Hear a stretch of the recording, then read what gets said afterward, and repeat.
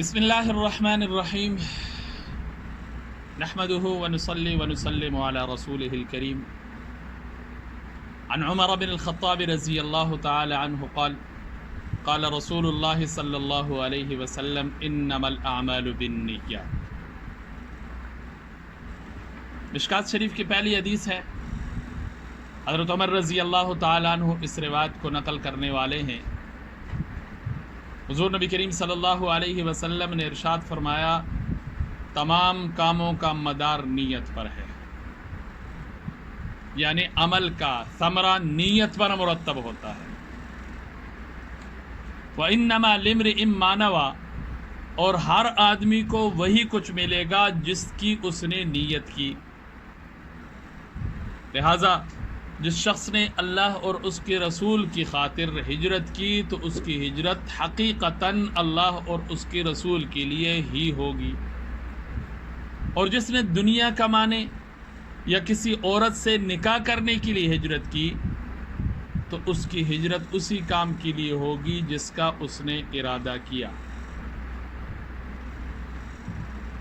مشکات شریف کے پہلی حدیث جس میں رسول اللہ صلی اللہ علیہ وسلم نے اخلاص نیت کے بارے میں فرمایا۔ جہاں تک اس حدیث کا شان ورود ہے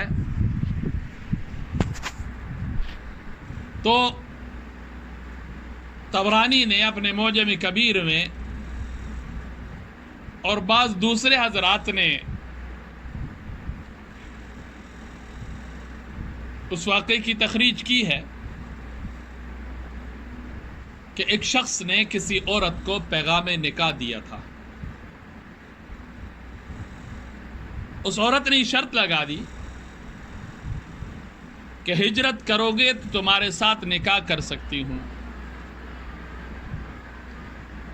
اور یہ جو عورت تھی اس کا نام قیلہ تھا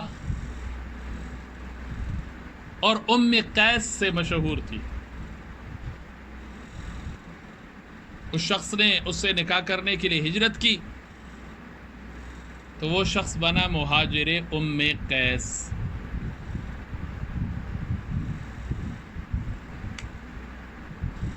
حدیث بہت اہم ہے، اہمیت کا حامل ہے۔ محدثین اور علماء کی نظر میں اس حدیث کو بڑی اہمیت حاصل ہے۔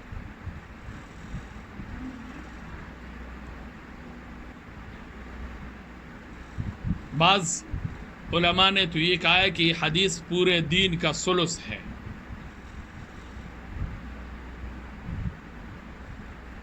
یعنی دین کا تیسرا حصہ اس حدیث میں بیان کیا گیا، کیونکہ اسلامی اعمال تین طرح کے ہوتے ہیں۔ بعض وہ جن کا تعلق دل سے ہے، بعض وہ اعمال جن کا تعلق زبان سے ہے، اور بعض وہ اعمال جن کا تعلق اعضاء اور جوارح سے ہے۔ یہ حدیث دل سے تعلق رکھنے والے اعمال کی اصلاح کے بارے میں ہے۔ بعض حضرات نے کہا کہ یہ حدیث نصف العلم ہے۔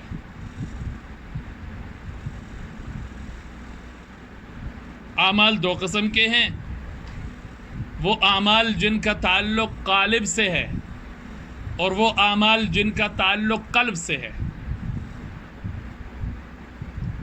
تو یہ حدیث ان اعمال کے بارے میں ہے جن کا تعلق قلب سے ہے، تو گویا نصف العلم ہوگا۔ جی، ظاہر سے باطن سے۔ جہاں تک حدیث ہے تو حدیث کو تین حصوں میں تقسیم کیا جا سکتا ہے۔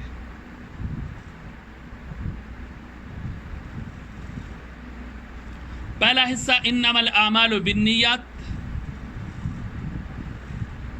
دوسرا حصہ وانما لامرئ ما نویٰ، اور تیسرا حصہ فمن كانت ہجرتہ، آخر تک۔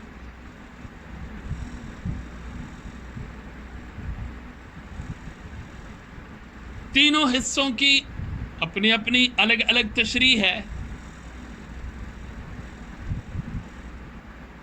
الگ الگ بات ہے.